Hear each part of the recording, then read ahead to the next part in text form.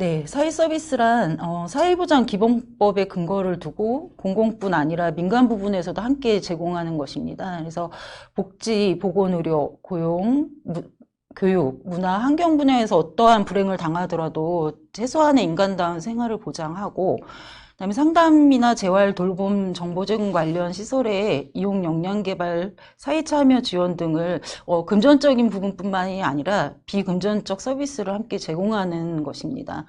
정신질환자 분야에서 지원 관련 서비스를 하나 소개를 드리면 올해부터 시행되어지고 있는 사업입니다. 정신질환자 치료비 지원을 활용하실 수 있는데요.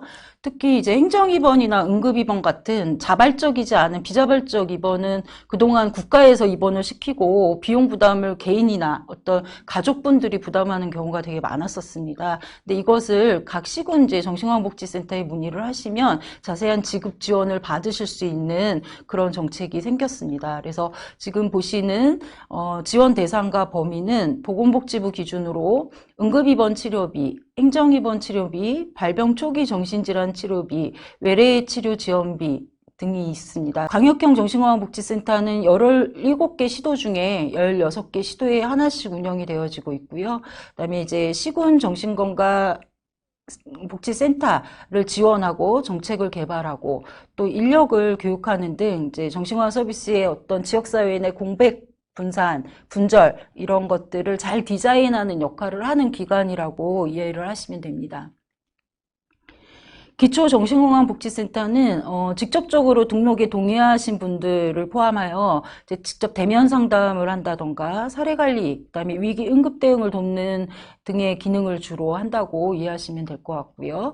우선 주거 서비스는 이제 선택이나 뭐 특정한 사람들이 누릴 수 있는 것이 아니죠. 예, 당연한 권리로서 주거가 해결이 되어야 되는 거고, 또 이 주거 서비스가 잘 해결이 되었을 때 효과로 자립이나 미래에 대한 계획, 또 사회적인 입원을 낮출 수 있고요. 그다음에 증상과 기능의 변화가 올 수도 있고 삶의 질이 높아질 수도 있고 또 지역사회 정착을 위해서 그래서 꼭 필요한 서비스가 주거 서비스라고 여겨집니다.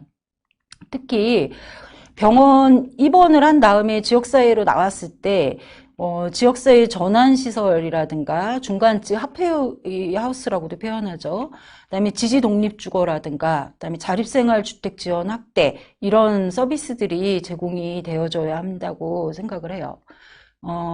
지역사회 전환시설은 이제 정신건강 전문 요원이랑 24시간 입소를 해서 생활하는 곳이죠. 그래서 지역사회에서 살아가기 위한 어떤 교육훈련 프로그램 등등을 이제 제공받는 곳이라고 보실 수 있는데, 사실은 우리 국내에 지역사회 전환시설은 이렇게 7개소밖에 설치되어 있지 않습니다. 그런데 그래서 이제 서울시와 경기도에만 이제 설치 운영되어지고 있는데 충분히 다른 지역에 살고 계신 분들도 이용하실 수 있는 서비스입니다. 왜냐하면 지역사회 전환시설은 이제 거주지 중심이 아니라 24시간 입소를 해서 서비스를 받으시는 곳이기 때문에 거주지는 절대 문제가 되지 않습니다. 그래서 혹시 정신의료기관에서 퇴원을 하고 지역사회 적응을 좀 도와줘야 하는 그런 대상자분들이 있으면 여기 보이시는 7개 지역사회 전환시설의 번호를 누르셔서 안내를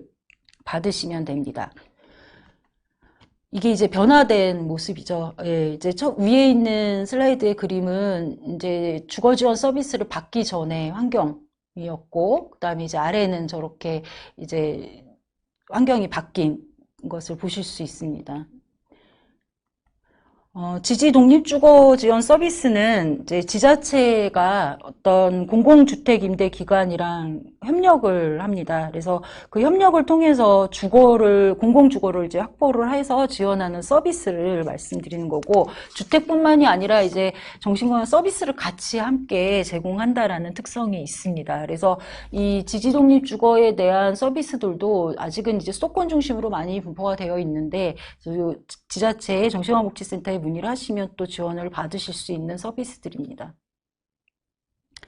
네, 지역사회에 이제 정신건강 관련된 기관과 자원들 상당히 많습니다. 이렇게 보시는 것처럼 보건의료 파트나 복지, 돌봄, 주거, 민간 자원들 합쳐서 뭐 정신의료기관을 비롯해서 정신건강 관련 앞서 소개시켰던 기관들, 그 다음에 생애주기별로 서비스를 제공하고 있는 기관들도 상당히 많고, 그 다음에 직업재활을 제공하는 네트워크를 할 수 있는 기관들도 많고, 그 다음에 공적 영역에서의 이제 기관이나 자원들도 상당히 많고, 그 다음에 정신질환을 갖고 계신 분들의 당사자분들의 조직, 그 안에서 또 절차 보조인 사업가 같은 그런 아주 이제 당사자 주도형의 회복자 중심의 그런 참여하시는 그런 조직들도 많이 강화가 되고 있고요.